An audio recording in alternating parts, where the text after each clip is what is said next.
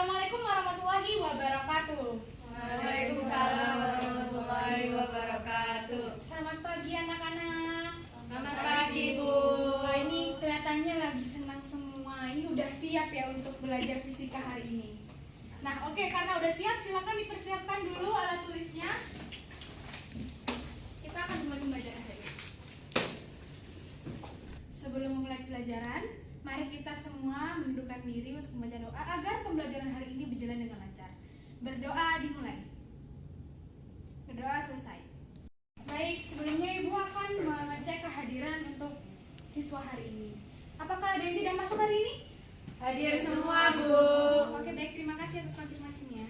Baik.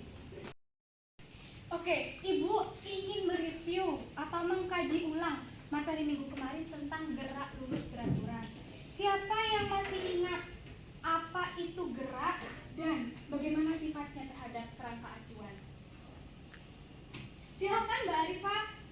Keadaan di mana satu benda berupa kedudukan atau posisinya terhadap titik acuan itu adalah arti dari gerak.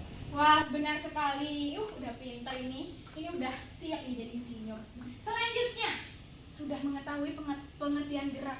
Apa aja sih besaran-besaran dalam gerak lurus itu? Silakan Mbak Lulu. Besaran-besaran yang digunakan dalam matematika gerak lurus itu adalah posisi, jarak, kemudian perpindahan, kelajuan, dan juga kecepatan. Masya Allah, masih ingat ya, ini belajar terus pasti ya di rumah. Nah, oke, selanjutnya, apa sih perbedaan posisi sama perpindahan itu? Gimana, Akila? Jadi, posisi atau kedudukan adalah keadaan benda terhadap titik acuan. Jarak atau X yaitu panjang lintasan total benda dari titik awal ke titik akhir pergerakannya.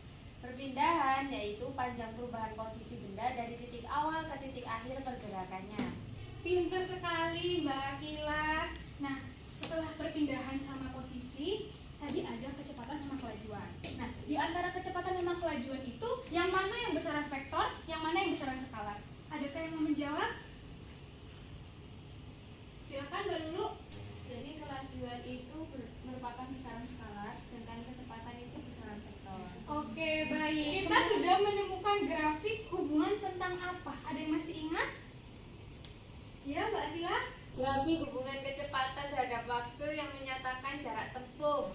Nah, gimana tuh kalau grafik hubungan kecepatan terhadap waktu, dia menyatakan jarak untuk GLB dan kasus GLBB.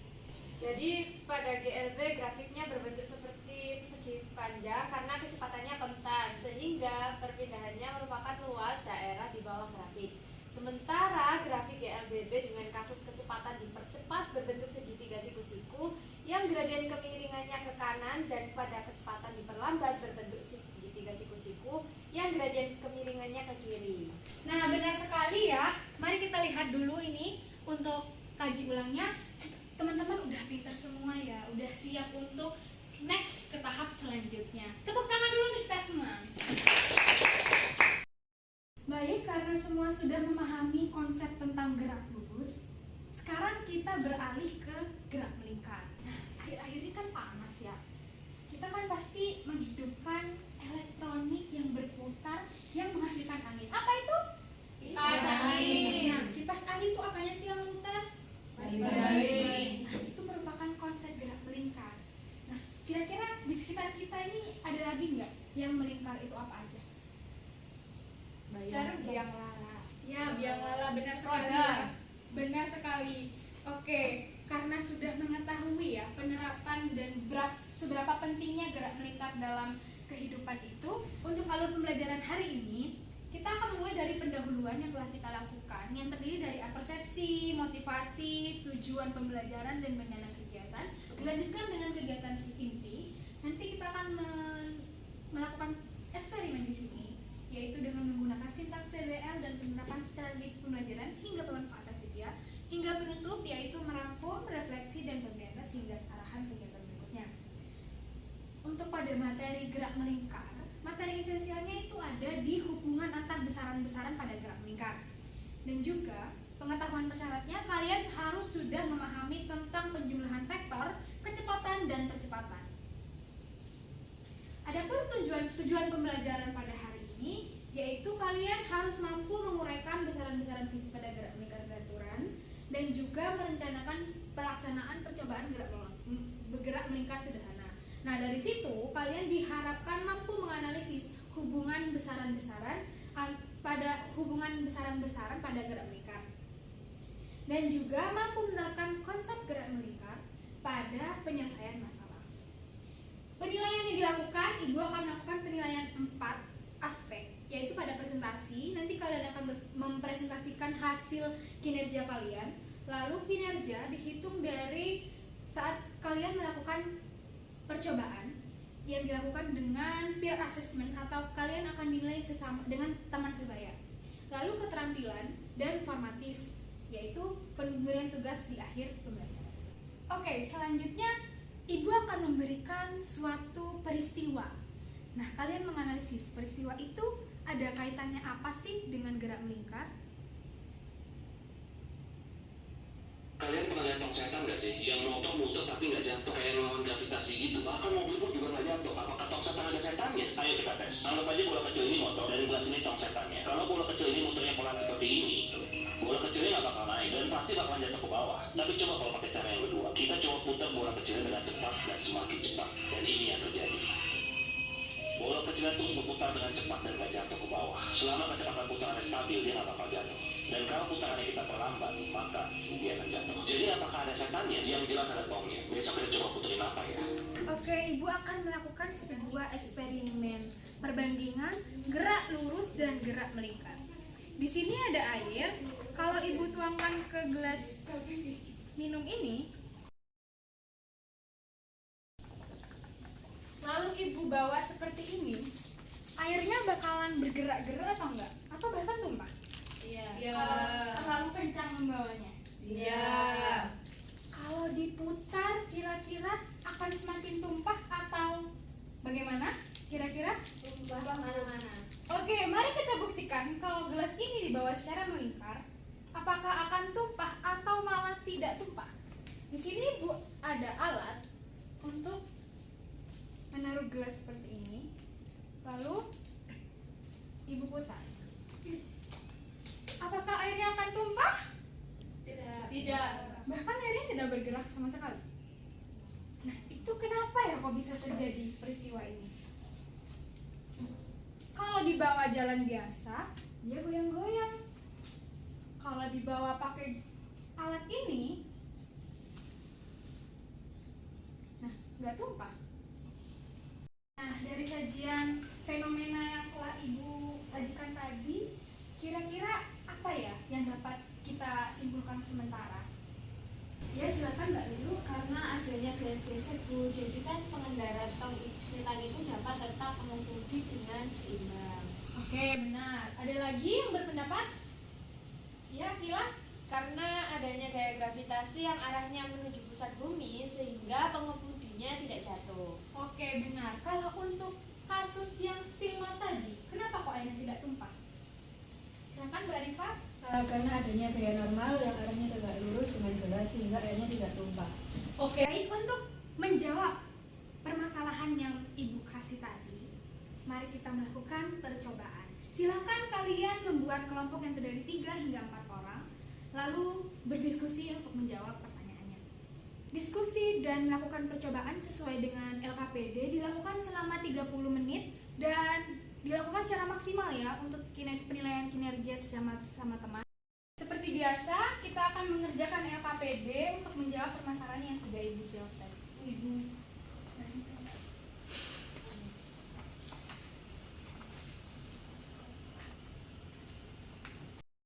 Gimana? Pada kesulitan? Berarti ini yang divariasi masanya ya, Bu? Untuk masanya dibuat kontrol ya. Oh, oke. Terus kalau ini ada jari-jari gimana Bu? Nah, yang divariasi itu jari-jarinya. Jadi jari-jarinya itu sebagai variabel bebas dan juga nanti yang dicari itu periode, frekuensi dan lain-lain sebagai parameternya. Oh iya. Makasih Bu. Sama-sama.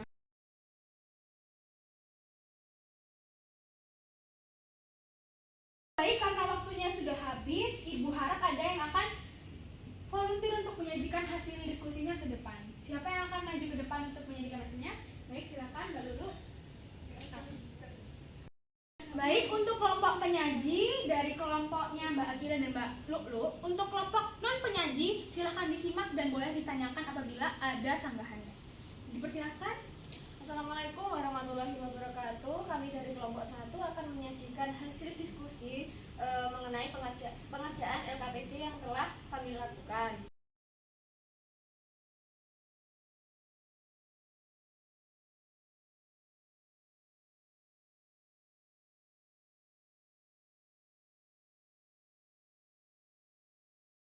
Jadi menurut kelompok kami itu gaya-gaya yang bekerja pada tongsetan itu yang pertama ada gaya gesek, gaya berat, sama gaya normal sehingga sigma F pada sumbu Y itu sama dengan 0.